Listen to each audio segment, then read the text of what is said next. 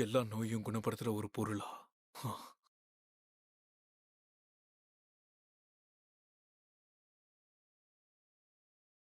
என்னால இத வச்சு அம்மாவோட தூக்க வியாதியை குணப்படுத்த முடியும்னு நினைக்கிறேன். இந்த எலிக்சர் ஆஃப் லைஃப்ல மொத்தம் 3 இன்கிரீடியன்ட்ஸ் இருக்கு. ஆனா இப்போ என்கிட்ட எதுவும் இல்ல. அது எங்க கிடைக்கும்னு எனக்கு நல்லா தெரியும். அந்த கோட்டைக்குள்ள ஸ்ட்ராங் ஆகாம போகிறது தற்கொலைக்கு சமம்னு சொல்லுவாங்க. நான் இன்னும் லெவலப் ஆகணும். என்ன ஆனாலும் நான் இன்னும் ஸ்ட்ராங் ஆகணும். அ, அப்ப நீங்க ஏத்துக்க தயாரா? என் சைடுல நிறைய விஷயங்கள் மாறிடுச்சு. நீ சொல்லியிருந்த அந்த 19 சீராங் ரைட்ஸ்க்கும் நான் உன் கூட வரேன். எஸ். ஆனா அதுக்கு ஒரு கண்டிஷன் இருக்கு. சரி, நீங்க என்ன சொன்னாலும் நான் அதுக்கு ஒத்துக்கிறேன். நீயும் நானும் மட்டும் அதுக்குள்ள தனியா போகணும். அப்போ நீங்களும் நானும் மட்டும் அந்த சி ரேங்க் டஞ்சன கிளியர் பண்ண போறோமா பாஸ்? ஆமா, சரியா சொன்ன. ஆனா நாம சி ரேங்க் கேட்ஸ்குள்ள போறதுக்கு எப்படியும் நமக்கு 8 மெம்பர்ஸ் ஆவது தேவைப்படுமே. வேணா அதுக்கு நாம சில ஆட்களை நியமிச்சுக்கலாம். டங்சுக் பண்ண மாதிரியே நாமளும் பண்ணலாம். அ, ஆனா அது அது ரிஸ்க் இல்லையா? அதே விஷயத்தை இப்படி யோசிச்சு பாரு. நாம 2 பேரும் மட்டும் இருந்தா எந்த உயிரிழப்பும் இல்லாம அந்த 19 ரைட்ஸையும் நம்மளால முடிக்க முடியும்.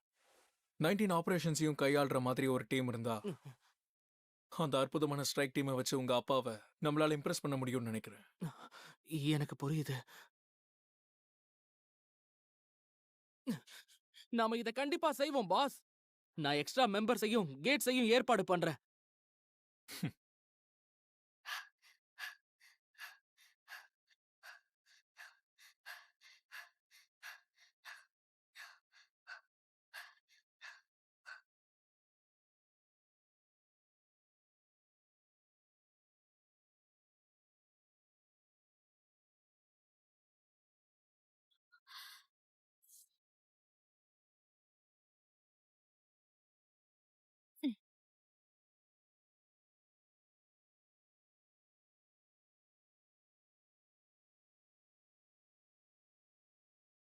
சரி சொல்லுங்க.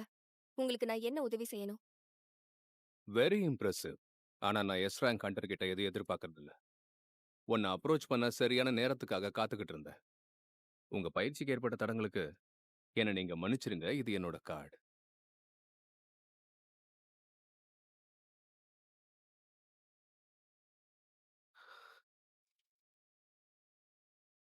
கேட்ஸை எல்லாம் பார்த்து எத்தனையோ வருஷங்களுக்கு மேல ஆயிடுச்சு. அதுக்கப்புறம் உலகம் ஒரு அடிமைத்தனமான நிலைக்கு வந்துடுச்சு. இன்ஃப்ராஸ்ட்ரக்சர், பொருளாதாரம், ஊடகம், அரசியலோட சேர்த்து இந்த டஞ்சன்ஸும் முழுசா மாறிடுச்சுன்னு தான் சொல்லணும்.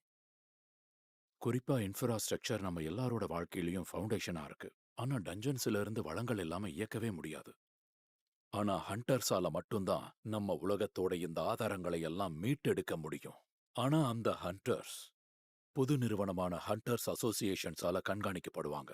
தெளிவா இருக்கிற ஹண்டர்ஸ் அவங்க தான் கூட்டிட்டு போறாங்க. அவங்கள தரவரிசையில வரிசைப்படுத்தி பதிவு செஞ்சு அதோட மேற்பார்வைய கையாள்றாங்க. அவங்க ஆக்ஷனுக்கு போற கேட்ஸ மேனேஜ் பண்றாங்க. அதே மாதிரி டஞ்சன் பிரேக்ஸையும் டீல் பண்றாங்க. ஆனா அசோசியேஷனுங்கிறது ஒரு அரசோட செயல்பாட தவிர வேற எதுவும் இல்ல. டஞ்சன்ஸ்ல இருக்கிற பெரும்பாலான முக்கியமான ஆதாரங்களை கில்ட வச்சுதான் சேகரிக்கப்படுது. ஹண்டர்ஸ ஹையர் பண்றது ஒரு பிசினஸா தான் பண்ணிட்டு இருக்காங்க. அவங்க டஞ்சன்ஸ்ல இருந்து கலெக்ட் பண்ண வளங்கள வச்சு கில்ட் எல்லாம் செல்வந்தர்கள் ஆயிட்டாங்க. அவங்கள hunters guild, white tiger guild, the reaper guild, fame guild, knights guild இதுதான் நாட்டுடைய மிகப்பெரிய 5 கில்ட்ஸ்னு சொல்லலாம். டஞ்சனுக்கு சம்பந்தப்பட்ட ப்ராஃபிட்ஸ்ல அவங்க செயல்பாட்டுல ஏகபோக ஆட்சிய கொண்டிருக்காங்கன்னு சொல்லணும். அவங்க பண்றத பண்ணட்டும்னு பார்த்துட்டு என்னால உட்கார்ந்துட்டு இருக்க முடியாது. குறிப்பா இந்த ரிசோர்சஸ் நம்ம வாழ்க்கையில எவ்வளவு முக்கியம்னு தெரிஞ்சுக்கணும். அவங்களுடைய சேகரிப்ப கூலிப்படையினர்கிட்ட ஒப்படைக்கிறதெல்லாம் எந்த அளவுக்கு உண்மைன்னு தெரியாது. நாட்டோட பங்களிப்புல நமக்கு உரிமை இருக்கு. இத கையாள வேண்டியது நம்மளோட பொறுப்பு. ஆ, ஆ, சரி. ஒருவேளை இது உண்மையா இருந்தாலும், ஒரு எஸ் ரேங்க் ஹண்டர என் பிரதரோட பிசினஸ் பார்ட்னர் ஆக்குறதுங்கிறது கொஞ்சம் ரிஸ்கான விஷயம்தான். இது ஒர்க் அவுட் ஆகுற மாதிரி தெரியல.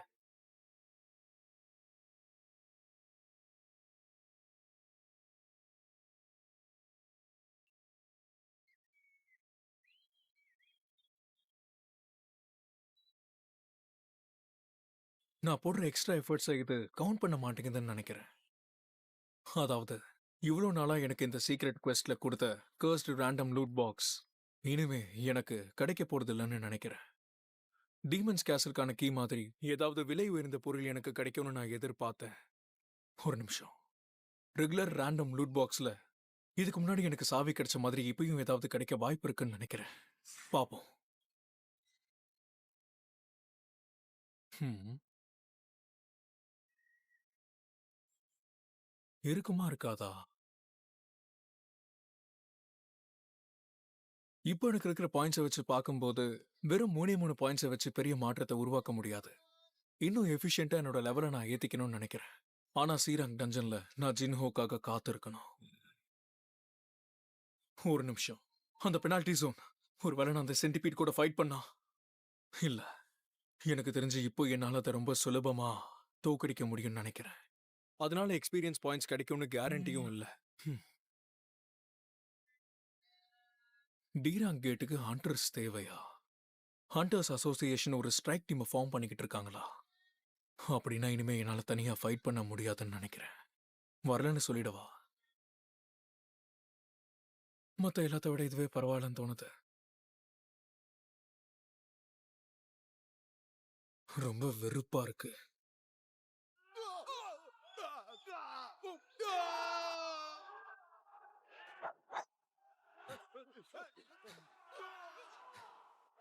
உங்களை எதிர்த்து என்னால நிக்க முடியல மாஸ்டர்.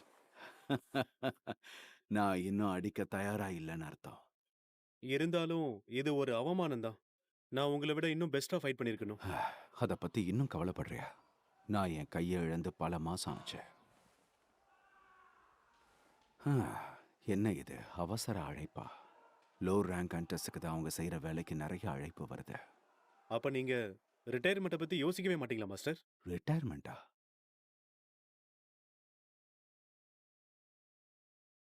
நீ சொல்றது சரிதான். கையை இழந்த ஒரு வயசானவனால பெருசா எந்த உதவியும் பண்ண முடியாது.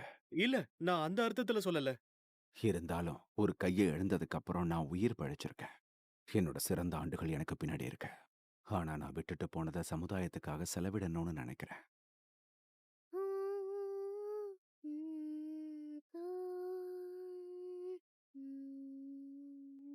என்னோட அடுத்த ரைடு வந்துருச்சுன்னு நினைக்கிறேன்.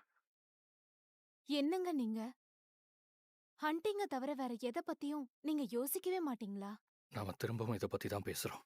ஆனா அது ரொம்ப ஆபத்தானது. முன்னாடி இருந்த இந்த ரெய்ட்ல நிறைய பேர் இறந்திருக்காங்க. நீங்க அதுல இருந்து உயிர் தப்பிச்சு வந்ததே பெரிய விஷயம் இல்லையா? அது உண்மைதான். அப்பா அப்பா என்ன தூக்குங்க. ஓ, விஷயம் என்னன்னா, யோன்ஜி அடுத்த வருஷத்துல இருந்து ப்ரீ ஸ்கூல் போறா. அப்புறம் யோன்ஹா மிடில் ஸ்கூலுக்கு போறா. நமக்கு பணம் தேவைப்படும்ல.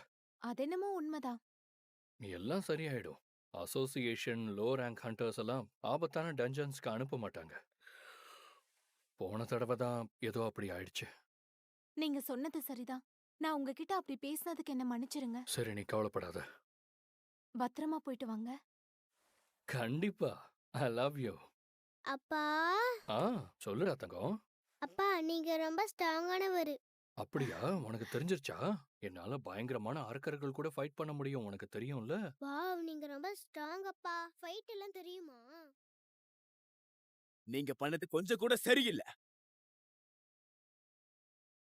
நீங்க எதை பத்தி சொல்றீங்க? இன்டர்வியூ பத்தி தான் சொல்றேன். வேஸ்ட் ஆஃப் டைம்னு தான் சொல்லி ஆகணும்.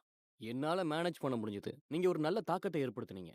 உங்க பதில்கள்லாம் ரொம்பவும் ஆழமா இருந்தது. தேவையில்லாத புகழ்ச்சிக்காக நான் இங்க வரல. அந்த இன்டர்வியூ முதல்ல உனக்காக தான் இருந்தது. அப்புறம் எதுக்காக நீ மாத்தின சொல்லு. சேர்மன் கோக்கு அப்படி ஒரு ஆஃபர் கொடுத்ததுக்கான காரணம், அவரு திறமையான ஒரு ஹண்டர். அதோட அவரு ரொம்ப டெடிகேட்டடா வேலையும் செய்வாரு. அதாவது நான் என்ன சொல்ல வரேன்னா, இது எல்லாத்தையும் கேக்குறப்போ என்ன மாதிரியே இருக்குல்ல? நீ எப்பேற்பட்ட மோசமானவன்னு என்னால புரிஞ்சுக்க முடியுது. ஏதோ ஒண்ணு. சரி, எதுக்கு வர சொன்ன? என்னை எப்படியும் இவ்வளவு தூரம் சும்மா வர சொல்லியிருக்க மாட்டேன்னு எனக்கு நல்லாவே தெரியும். நீங்க ஒரு சில முக்கியமான விஷயங்களை தெரிஞ்சுக்கணுங்கிறதுக்காக தான் உங்களை இங்க வர சொன்னேன். யூஜின் கன்ஸ்ட்ரக்ஷன் அவங்களோட சொந்த கில்ட லான்ச் பண்ண போறாங்க. எனக்கு நல்லா தெரியும். அவங்க எல்லாரும் ரகசியமா மூவ் பண்ணிக்கிட்டு இருக்காங்க. என்னோட கில்ட்ல ஹெட் ஹண்டிங்ஸ பத்தி ரூமர்ஸ் இருக்கு. உங்களுக்கு இந்த விஷயம் எல்லாம் தெரிஞ்சிருக்குன்னா கண்டிப்பா நான் தான் உங்களோட டைமை வேஸ்ட் பண்ணிட்டேன். எனக்கு இந்த விஷயத்த பத்தி முன்னாடியே தெரியுங்கிற விஷயம் உனக்கு தெரியுங்கிறது எனக்கு தெரியும். இந்த விளையாட்டை முடிச்சு போமா? என்னை எதுக்காக வர சொன்ன? ஆமா, நீங்க 2 பேரும் பேசி ரொம்ப நாள் ஆயிடுச்சுல? எதுவும் பிரச்சனை இல்லையே?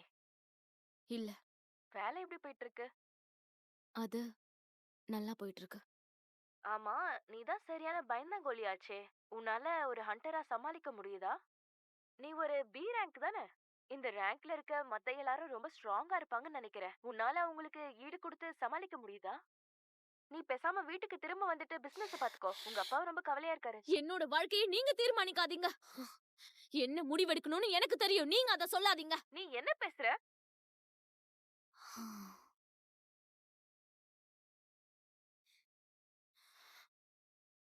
நான் சரியான பாதையில தான் போயிட்டு இருக்கேன். ஆனா நான் இன்னும் கொஞ்சம் முயற்சி பண்ணணும்.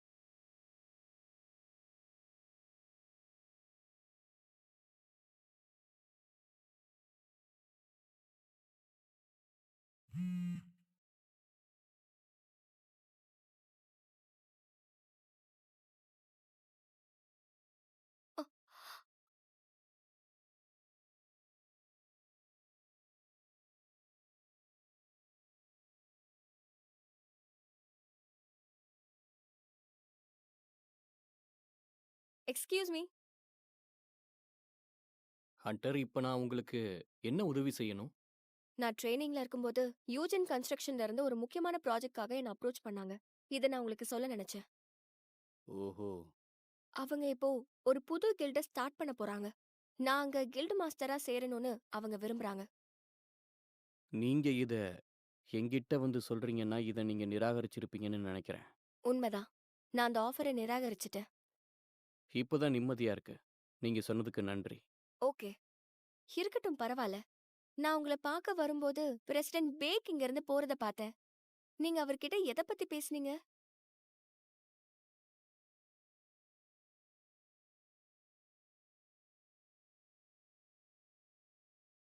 அந்த ஜீஜு ஐலாண்ட பத்தி நீ என்ன நெனைக்கிற? ஜீஜு ஐலாண்டா? இப்போ அத பத்தி ஏன் கேக்குற? அங்க ரெய்டு தோல்வி அடைஞ்சதால அந்த ஐலாண்டுக்கு இப்போ சீல் வைக்கப்பட்டிருக்கு. அப்பப்பதான் கரையில இருந்து நம்மளால உளவு பார்க்க முடியுது. ஏதாவது மாற்றங்கள் நடந்தா வருஷத்துக்கு ஒரு தடவை தான் மக்களுக்கு அப்டேட் வருது. அது ஒரு மோசமான தீவுன்னு மக்கள் இப்ப அத வெறுக்க ஆரம்பிச்சிட்டாங்க. உண்மைதான். அவங்கள குறை சொல்ல முடியுமா என்ன? அந்த கேட்ஸ் எவ்வளவு சாதாரணமா மாறி இருந்தாலும், அது ஒரு மனித குலத்தோட இறுதி ஆயுதம்னு நான் நினைச்சிருந்தாலும், அந்த தீவையும் அங்க நடந்த விஷயத்தையும் என்னால மறக்கவே முடியாது. எதிர்காலத்துல அந்த தீவை கிளியர் பண்ண நினைக்கிறேன். அதை செய்யறதுக்கு நீங்க எல்லாரும் எனக்கு துணையா இருக்கணும். இதை முடிக்கணும். இதை செய்யறதுக்கு நாம வலிமையுடைய ஆட்களா மாறணும். அதே மாதிரி அதுக்கேத்த கூட்டாளிகளை நம்ம சேகரிக்கணும். அது மட்டும் இல்லாம பொதுமக்கள் கருத்தை மாத்தணும். அதுக்கு தான் இன்டர்வியூ அரேஞ்ச் பண்ணி புது ஆண்டர்ஸ்க்கு ட்ரைனிங் கொடுத்துக்கிட்டு இருக்கியா?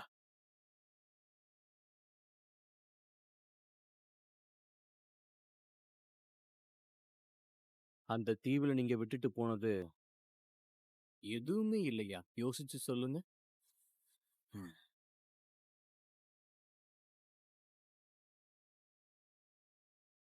என்சியோக், பியோங்கோ,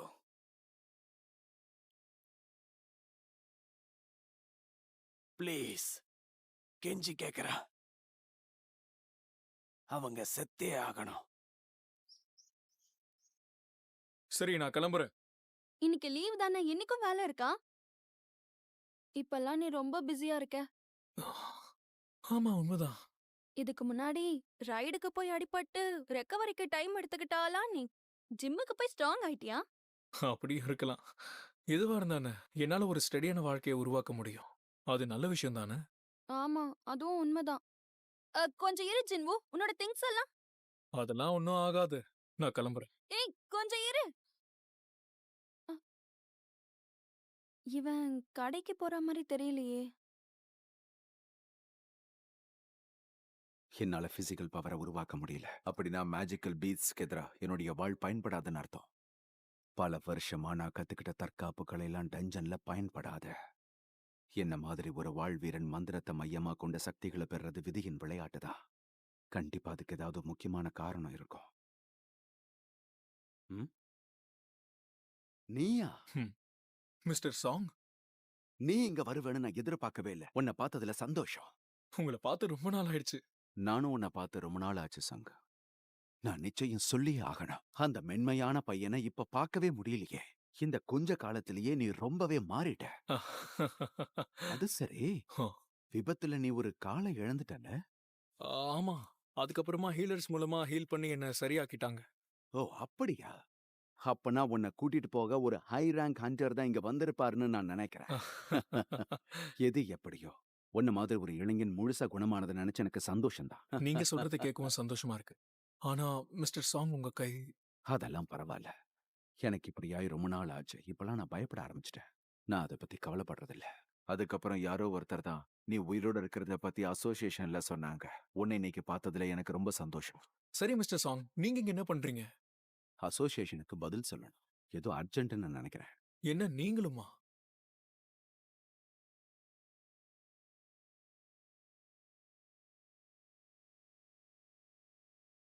ம்.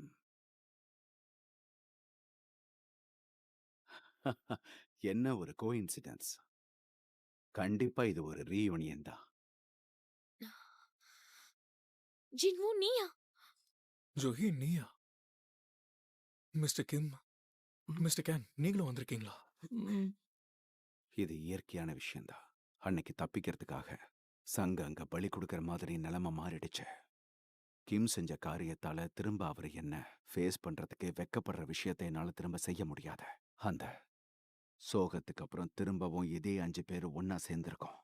அப்படின்னா ஜின்வோ, நீ நிஜமா வந்துட்டியா? உன்னை பார்க்கவே வேற மாதிரி இருக்கு. ஆமா, பார்த்து ரொம்ப நாள் ஆயிடுச்சுல்ல. இப்ப நீ ரொம்ப உயரமா தெரியற. உன் காலம் சரியாயிடுச்சு. நான் பார்த்ததுக்கு அப்புறம் நீ குணமாயிட்டேன்னு நினைக்கிறேன். என்ன பார்க்க வந்தியா? ஆ, ஆ,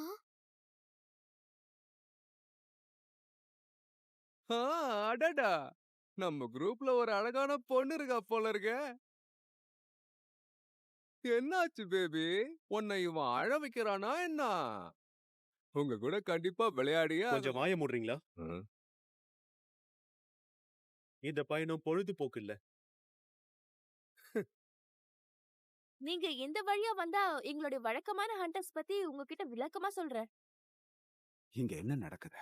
இவங்க 3 பேரும் பிரிசனர் சப்ஸ்டிடியூட் ஹண்டர்ஸ். இவங்களும் உங்க கூட சேர்ந்து வருவாங்க. என்னது சப்ஸ்டியூட் ஹண்டர்ஸா?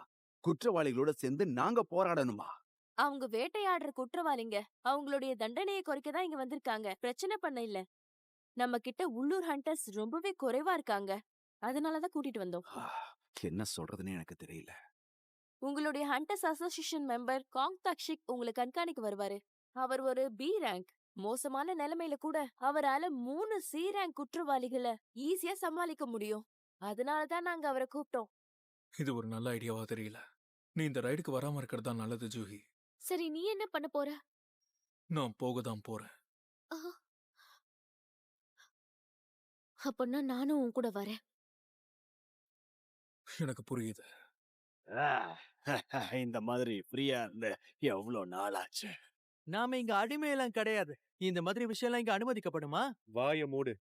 நீங்க எல்லாம் குற்றவாளிங்க. இந்த இடத்துல உங்க வாலாட்டினா என்ன ஆகும்னு தெரியும்ல. என்னோட பேரு காங் தாய்ஷேக், ஹண்டர்ஸ் குழுவோட இன்ஸ்பெக்டர். அவங்க 3 பேரையும் பாத்துக்க வேண்டிய பொறுப்பு என்னோடது. நீங்க ரிலாக்ஸா இருங்க. அப்புறம் இன்னைக்கான ரைட யாரு வழி நடத்த போறது சொல்லுங்க. இங்க பார் சன், நான் வழி நடத்துறதுல உனக்கு ஏதாவது ஆட்சேபனை இருக்கா? நிச்சயமா இல்ல சாங். ம்.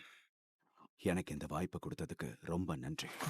மிஸ்டர் சாங், அன்னைக்கு 7 பேர் என்னால இறந்துட்டாங்க. எல்லாரையும் பாதுகாக்க தவறுனதுனால குறைச்சு எடை போட்டுற முடியாது. ஆனா உன்னால 6 பேர் உயிர் பழைச்சிருக்கோம். அதனால மத்தவங்களுடைய பிரதிநிதியா நான் இதை சொல்றேன். நான் உனக்கு நன்றி கடன் பட்டிருக்கேன். மிஸ்டர் சாங், நீங்க இப்படி செய்ய வேண்டிய அவசியம் இல்ல.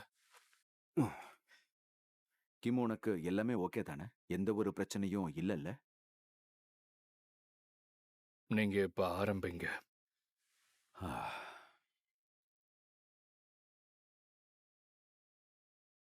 அப்ப சரி, அப்படின்னா நான் டஞ்சனோட முக்கியமான பாயிண்ட்டை எடுத்துக்கிறேன். சரி, எனக்கு புரியுது. இப்போ நாம ஆரம்பிக்கலாமா?